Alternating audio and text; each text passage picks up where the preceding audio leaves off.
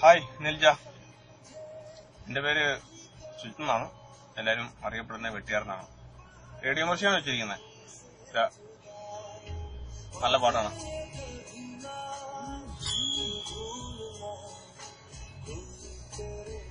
നല്ല അർത്ഥമുള്ള പാട്ടാണ്.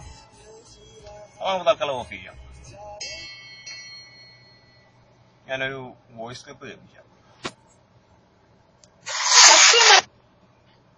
അയ്യോ, ഇങ്ങനെ ഈ ഓൺലൈൻ ടാക്സികളിലെ ചില ആൾക്കാരൊരു യൂണിയൻ ഉണ്ടാക്കിയിട്ടുണ്ട്. അവര് എന്തൊക്കെ കാര്യങ്ങൾ നടത്തുന്നുണ്ട്, നിരാഹാരം നടത്തുന്നുണ്ടെന്നൊക്കെ പറയുന്നു, സമരം നടത്തുന്നുണ്ട്. ഒരു വിഭാഗം ആൾക്കാർക്ക് ഇതൊന്നും അറിയത്തുമില്ല. അപ്പൊ അവരുടെ അടുത്താണ് ഈ ടപ്പനെ ടുപ്പനെ ഡും എന്നും പറഞ്ഞ് ഈ ചേട്ടന്മാര് വരുന്നത് കേട്ടോ. അപ്പൊ എന്താണെങ്കിലും ഇന്ന് കുറച്ച് ഓൺലൈൻ ടാക്സികളൊക്കെ സമരത്തിലാണ് എന്നാണ് അറിയാൻ കഴിയുന്നത്. ഇതിന്റെ യഥാർത്ഥ കാരണം അറിയാൻ അറിയില്ല എന്നുള്ളതാണ് പകുതി വാസ്തവം. പിന്നെ വേറൊരു കാര്യം പറയട്ടെ, കേരളം എന്തായാലും ആ കാര്യത്തിലും മുന്നിൽ തന്നെ എത്തിയിട്ടുണ്ട്.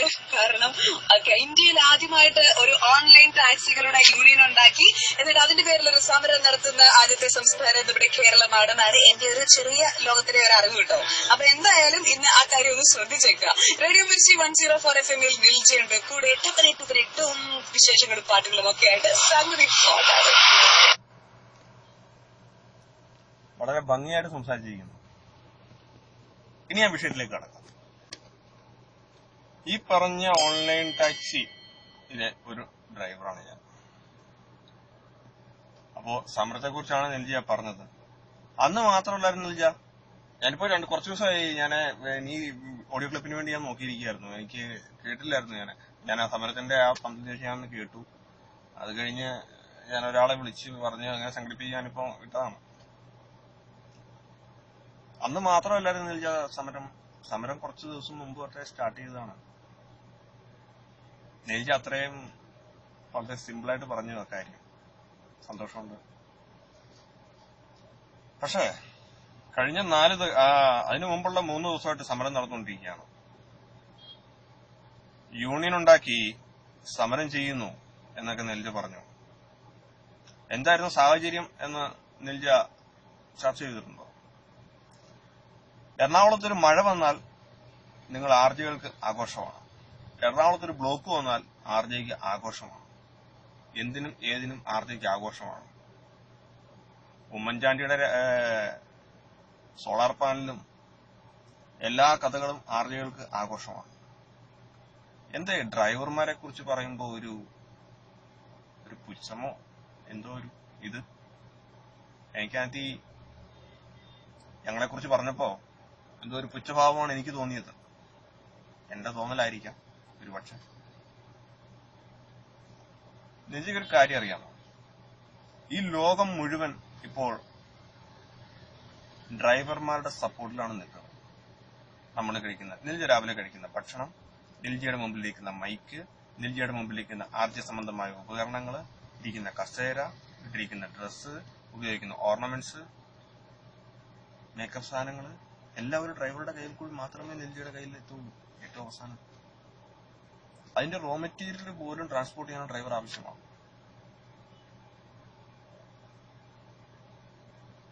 ആ ഒരു സമൂഹം വളരെ വലിയ സമൂഹമാണ്.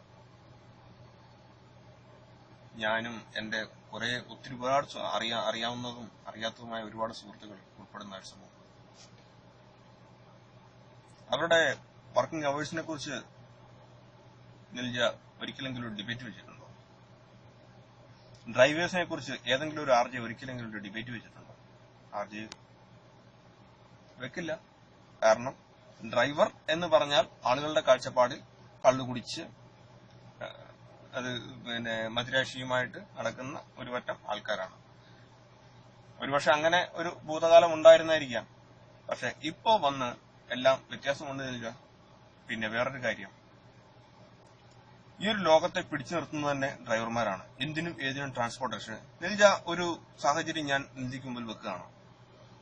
ഈ കേരളത്തിലെ മുഴുവൻ ഡ്രൈവർമാരും ഒരാഴ്ചത്തേക്ക് ഒരു മിന്നൽ പണിമുടക്ക് നടത്തുന്നു. എല്ലാ ഡ്രൈവർമാരും, ടാക്സി, ഓട്ടോ, ട്രക്ക്, എല്ലാ ഡ്രൈവർമാരും ഒരാഴ്ചത്തേക്ക് ഒരു മിന്നൽ പണിമുടക്ക് നടത്തുന്നു. എന്തായിരിക്കും അവസ്ഥ അല്ലേ? കൊച്ചി പിന്നെ നാറാൻ തുടങ്ങും.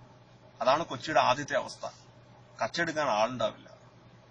ഫ്ളാറ്റുകളിൽ താമസിക്കുന്ന വലിയ വലിയ സാറുമാർക്ക് പുച്ഛത്തോടെ നോക്കുന്ന ഡ്രൈവർമാർ കൊണ്ടുവരുന്ന വെള്ളത്തിന് വേണ്ടി അവരുടെ കാല് പിടിക്കേണ്ട അവസ്ഥ വരും. ഭക്ഷണത്തിന് വേണ്ടി ഫുഡ് ട്രാൻസ്പോർട്ട് ചെയ്യുന്ന ആളുകളുടെ കാല് പിടിക്കേണ്ടി വരും. ആശുപത്രിയിൽ പോകുന്ന രോഗികളെ കൊണ്ടുപോകാനായിട്ട് ആംബുലൻസ് ഡ്രൈവർമാരുടെ കാല് പിടിക്കേണ്ടി വരും. ബാങ്ക് ഉദ്യോഗസ്ഥന്മാർ എല്ലാവരും ഡ്രൈവർമാരെ കാലേ വീഴും. സംശയമില്ലാത്ത കാര്യമാണ്. ഡ്രൈവറില്ലാത്തൊരു ലോകത്തെക്കുറിച്ച് ചിന്തിക്കാൻ സാധിക്കില്ല.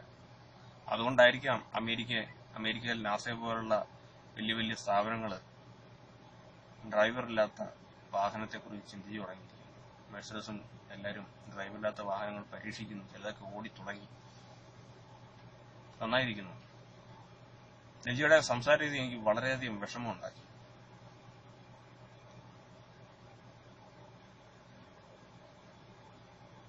കൊള്ളാം. നിങ്ങളെപ്പോലെ സാമൂഹ്യ പ്രതിബദ്ധതയുള്ള ആളുകൾ തെരുവ് പട്ടിയെ പോലെ ഞങ്ങളെ കാണുമ്പോൾ അതിന് വിഷമമുണ്ട്. ഞങ്ങളുടെ ഈ ഓൺലൈൻ ടാക്സി ഡ്രൈവേഴ്സ് യൂണിയന്റെ സമര വഴികളെ കുറിച്ച് അറിയാമോ? അന്ന് ആത്മഹത്യക്ക് ശ്രമിച്ച നവാസ് പൊന്നാനിയുടെ കഥകൾ വല്ലതും അറിയാമോ? ഞങ്ങളുടെ വർക്കിംഗ് പ്രസിഡന്റ് ബെന്നിമോന്റെ ജീവിതത്തെ കുറിച്ച് അറിയാമോ? ജേക്കബ് അവരുടെ ജീവിതത്തെ കുറിച്ച് അറിയാമോ? ആ സമരത്തിന് അത്രയും നേരം വരെ കൂടെ നിന്നിട്ട് കാല് വാരിയ ചില ആൾക്കാരുണ്ട്. അവരെ കുറിച്ച് അറിയാമോ? അതിന്റെ പുറകിൽ നടന്ന പിന്നാമ്പുറത്ത് നടന്ന കളികളെ കുറിച്ച് അറിയാമോ? നിൽജി അതെല്ലാം ഒന്ന് ഡിബേറ്റിന് വെക്കൂ. എന്തിനും ഏതിനും ഡിബേറ്റ് വെക്കുന്ന ആൾക്കാരല്ലേ നിങ്ങള്?